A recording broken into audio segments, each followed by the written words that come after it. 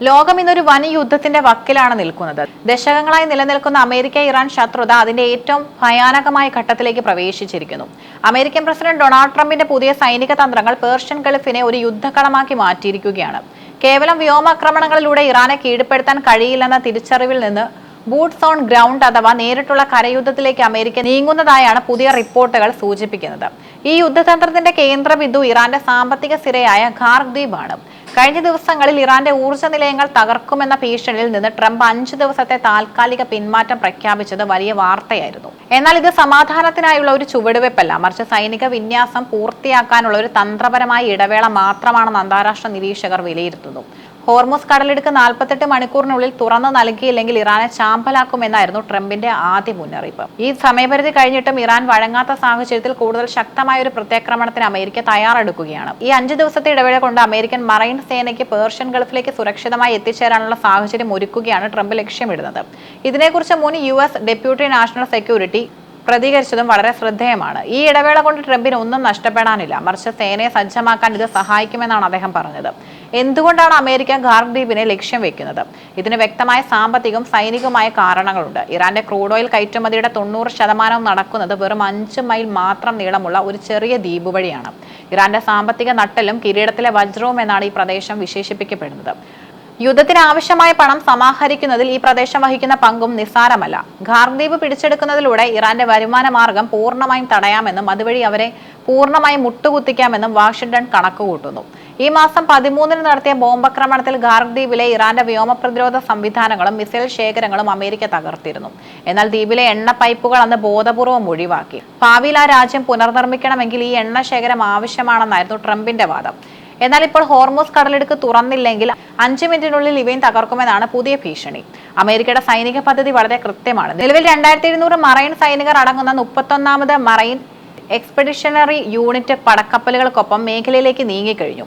ഇതിനു പുറമെ കരസേനയുടെ എയർലൈൻ വിഭാഗമായ 82ാം എയർബോൺ ഡിവിഷനിലെ ഒരു കോമ്പാക്ട് ബ്രിഗേഡിനെ കൂടി വിന്യസിക്കാവുന്ന കാര്യം പെന്റഗൺ ഗൗരവമായി പരിഗണിക്കുന്നുണ്ട്. ലോകത്തെവിടെയും 18 മണിക്കൂറിനുള്ളിൽ എത്തിച്ചേരാൻ ശേഷിയുള്ളവരാണ് 82ാം എയർബോൺ ഡിവിഷൻ എന്നത്. ഇവരുടെ സാന്നിധ്യം ഇറാനുമേലുള്ള സമ്മർദ്ദം ഇരട്ടിയാക്കും. ഖാർഗ് ദ്വീപിലെ വിമാനത്താവളം നേരത്തെ നടന്ന ആക്രമണത്തിൽ തകർന്നതിനാൽ ആദ്യ മറൈൻ സേനയാകും അവിടെ ഇറങ്ങുക. അവരുടെ കോമ്പാറ്റ് എഞ്ചിനീയർമാർ വിമാനത്താവളം പ്രവർത്തന സജ്ജമാക്കിയ ശേഷം 82ാം എയർബോൺ ഡിവിഷനിലെ പാരച്യൂട്ട് സേനയെ C-130 വിമാനങ്ങൾ വഴി എത്തിക്കും. പാരച്യൂട്ട് സേനയ്ക്ക് കവചിത വാഹനങ്ങൾ ഇല്ലാത്തതിനാൽ ഇറാന്റെ നേരിട്ടുള്ള തിരിച്ചടി നേരിടുക പ്രയാസമായിരിക്കും. അതിനാൽ മറൈൻ സേനയും കരസേനയും സംയുക്തമായി നീങ്ങാനാണ് പദ്ധതി. ഖാർഗ് ദ്വീപ് പിടിച്ചെടുക്കുക എന്നത് അമേരിക്കൻ വിചാരിക്കുന്നത് പോലെ അത്ര എളുപ്പമുള്ള കാര്യമല്ല. ഇറാൻ റവല്യൂഷണറി ഗാർഡ്സിന്റെ എലൈറ്റ് സൈനികർ ഉൾപ്പെടെ 5000-ഓളം പേർ ദ്വീപിലുണ്ടെന്നാണ് നിഗമനം. ഖാർഗിലെ സൈനിക ലക്ഷ്യങ്ങൾ തകർത്തുവെന്ന് അമേരിക്ക അവകാശപ്പെടുന്നുണ്ടെങ്കിലും കരയുദ്ധം കനത്ത നാശനഷ്ടങ്ങൾ വരുത്തിവെക്കുമെന്ന് വിരമിച്ച സൈനിക ഉദ്യോഗസ്ഥർ മുന്നറിയിപ്പ് നൽകുന്നു.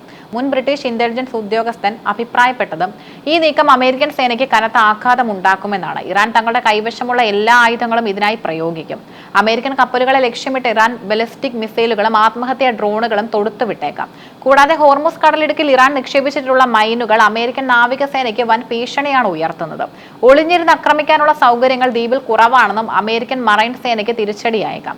20% വരെ സൈനികർ കൊല്ലപ്പെടാനോ പരിക്കേൽക്കാനോ സാധ്യതയുണ്ടെന്നാണ് ഇൻഗ്രാം ചൂണ്ടിക്കാട്ടുന്നത്. ഈ യുദ്ധം കേവലം 2 രാജ്യങ്ങൾ തമ്മിലുള്ളതല്ല, മറിച്ച് ലോക സാമ്പത്തിക വ്യവസ്ഥയെ തന്നെ ബാധിക്കുന്ന ഒന്നാണ്. ലോകത്തെ എണ്ണ പ്രകൃതിവാതക നീക്കത്തിന്റെ 20% കടന്നുപോകുന്ന ഹോർമുസ് കടലിടുക്ക് ഇറാൻ അടച്ചതോടെ 1970-കൾക്ക് ശേഷമുള്ള ഏറ്റവും വലിയ ഇന്ധന പ്രതിസന്ധിയാണ് ലോകം നേരിടുന്നത്. യൂറോപ്പിൽ പ്രകൃതിവാതക വില 35% വർദ്ധിച്ചു കഴിഞ്ഞു. അന്താരാഷ്ട്ര വിപണിയിൽ ബ്രൈറ്റ് ക്രൂഡ് ഓയിൽ വില ബാരലിന് $110 കുതിച്ചുയർന്നു. സമുദ്രപാതകൾ അടയുന്നത് ആഗോള വിതരണ ശൃംഖലയെ തകർക്കുകയും നിത്യോപയോഗ സാധനങ്ങളുടെ വില കുത്തനെ വർദ്ധിപ്പിക്കുകയും ചെയ്യും.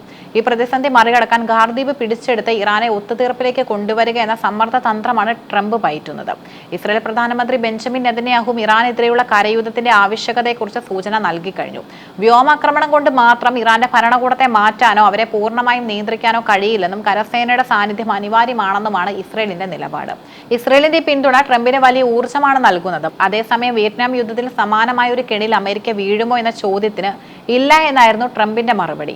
താൻ ഒന്നിനെയും ഭയപ്പെടുന്നില്ലെന്നും അദ്ദേഹം മാധ്യമങ്ങളോട് തുറന്നു പറഞ്ഞു. എന്നാൽ ഫെബ്രുവരി 28-ന് ആരംഭിച്ച ഓപ്പറേഷൻ എപ്പിക് ഫ്യൂരിയുടെ ഭാഗമായി ഇതുവരെ 13 അമേരിക്കൻ സൈനികർ കൊല്ലപ്പെട്ടതായുള്ള വിവരങ്ങൾ ആശങ്കയുണ്ടാക്കുന്നതാണ്. ഇറാൻ അമേരിക്ക സംഘർഷം ഒരു പുതിയ തലത്തിലേക്ക് നീങ്ങുകയാണ്. ഖർദ്വീപ് പിടിച്ചെടുക്കാനുള്ള അമേരിക്കൻ നീക്കം വിജയിച്ചാൽ ഇത് ഇറാന്റെ സാമ്പത്തിക തകർച്ചയ്ക്കും യുദ്ധത്തിന്റെ അന്ത്യത്തിനും വഴിവെച്ചേക്കാം. എന്നാൽ ഇറാന്റെ ശക്തമായ തിരിച്ചടി ഉണ്ടായാൽ അതൊരു മൂന്നാം ലോക മഹായുദ്ധത്തിലേക്കോ അല്ലെങ്കിൽ ദീർഘകാലം നീണ്ടു നിൽക്കുന്ന ഒരു വൻ സൈനിക പ്രതിസന്ധിയിലേക്കോ ലോകത്തെ നയിച്ചേക്കാം.